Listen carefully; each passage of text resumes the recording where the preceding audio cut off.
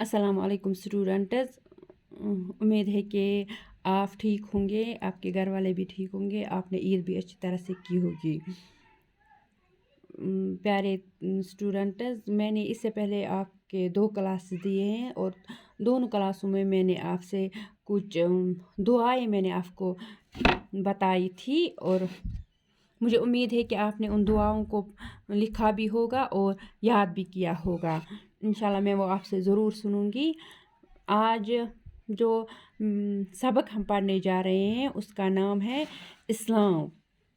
इस्लाम के माने क्या हैं, लफ्ज़ इस्लाम किसको कहते हैं, ये किस नाम पे पढ़ा गया है इसको इस्लाम, ये मैं आपको इसके बारे में कुछ बताना चाहती हूँ। पहले मैं ये सबक पढ़ती हूँ, आप गौर से देखो, फिर मैं इसकी तशरीह करती हूँ। देखो, दुनिया में जितने मज़ाहिब हैं इनमें से हर एक का नाम या तो किसी ख़ास शख्स के नाम पर रखा गया है या इस कौम के नाम पर जिसमें मज़हब पैदा हुआ। मसलन ईसाइयत का नाम इसलिए ईसाइयत है कि इसकी निस्बत हज़रत ईसा की तरफ है। बुद्ध मत का नाम इसलिए बुद्ध मत है कि इसके बानी महात्मा बुद्ध थे।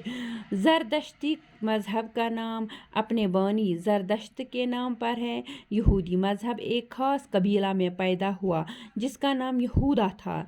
ऐसे ही हाल दूसरे मज़ाहिब के नामों का भी है, मगर इस्लाम की खुसूसियत यह है कि वो किसी शख्स या कौम की तरफ मंसूब नहीं है, बल्कि इसका नाम एक ख़ास सिफत को ज़ाहिर करता है जो लफ्ज़ इस्लाम के माने में पाई जाती है। ये नाम खुद ज़ाहिर करता है कि ये किसी एक शख्स की ईजाद नहीं है, न किसी एक कौम के साथ मखसूस है। इसको किसी शख्स या मुल्क या कौम से कोई इलाका नहीं, सिर्फ इस्लाम की सिफत लोगों में पैदा करना इसका मकसद है। हर ज़माने और हर कौम के जिन सच्चे और नेक लोगों में ये सिफत पाई गई है वो सब मुस्लिम थे, मुस्लिम हैं और आइंदा भी होंगे।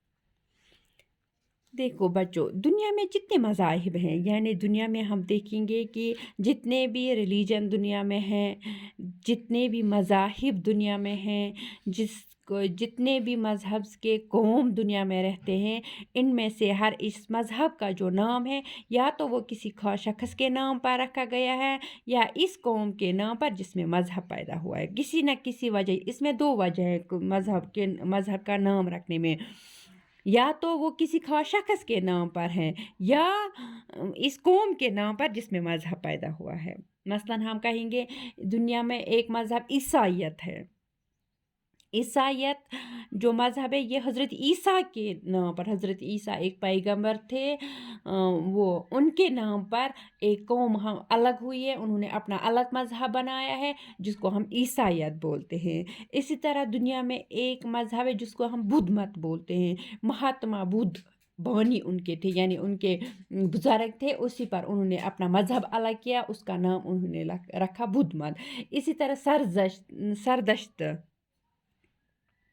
ये भी उनके एक बुज़ुर्ग थे, उनके नाम पर उन्होंने अपना एक मज़हब अलग रखा है। इसी तरह यहूदी मज़हब जो है उनका एक कबीला था जिसका नाम यहूदा था, तो उसी वजह से उन्होंने अपना ये नाम उसी के मज़हब पर, अपने मज़हब को उन्हीं के नाम पर यहूदी रखा।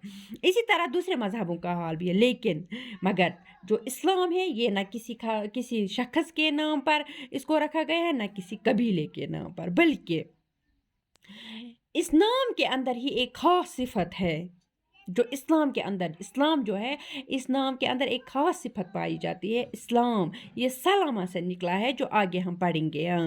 ये एक नाम खुद जाहिर करता है कि ये किसी शख्स की ईजाद नहीं है, ये किसी कौम के साथ मखसूस नहीं है, या बल्कि इस्लाम के अंदर खुद ही ऐसी सिफतें हैं कि जिस शख्स के अंदर भी ये सिफतें पाई जाए वो खुद ब खुद मुसलमान है। इस्लाम खुद एक ऐसी सिफत है, इस्लाम के अंदर ऐसी सिफतें हैं कि जिस अंदर शख्स के अंदर वो सिफतें पाई जाएंगी वो खुद ब खुद मुसलमान है। अब मैं आपको बताऊंगी कि इस्लाम के माने क्या है, इस्लाम हम किस मज़हब को कहेंगे। बच्चों, इस्लाम के माने अरबी ज़बान में इताअत और फर्मा बरदारी के हैं। इताअत और फर्मा बरदारी के हैं। मज़हब इस्लाम का नाम इस्लाम इसलिए रखा गया कि ये अल्लाह ताला की इताअत और फर्मा बरदारी है। जो ये जिस शख्स के अंदर भी इताअत और फर्मा बरदारी पाई जाएगी वो मज़हब इस्लाम में दाखिल है। गोया इस्लाम के खुद माने हैं इताअत और फर्मा बरदारी। तो जिस शख्स के अंदर भी हम देखेंगे कि इसमें इताअत है और फर्मा बरदारी, लेकिन किसकी इताअत? अल्लाह और उसके रसूल की इताअत और फर्मा बरदारी है, तो वही शख्स मुसलमान है, उसी के अंदर इस्लाम है। अब इस्लाम की हकीकत क्या है, इस्लाम को हम कैसे समझेंगे, किस तरह समझेंगे, वो इंशाल्लाह हम आगे सबक में देखेंगे। आप इसको एक बार फिर से पढ़ना, दोहराना, पढ़ना और जो भी अल्फाज इसमें मुश्किल हों को अंडरलाइन करना, और जिस तरह मैंने कुछ वर्ड्स इसमें अंडरलाइन किए हैं इसी तरह आप भी उनको अंडरलाइन करना, देखना कि ये आप सबक एक बार फिर पढ़ना और अपने जहन में इसको अच्छी तरह उतार लेना। बाकी वसल्लम।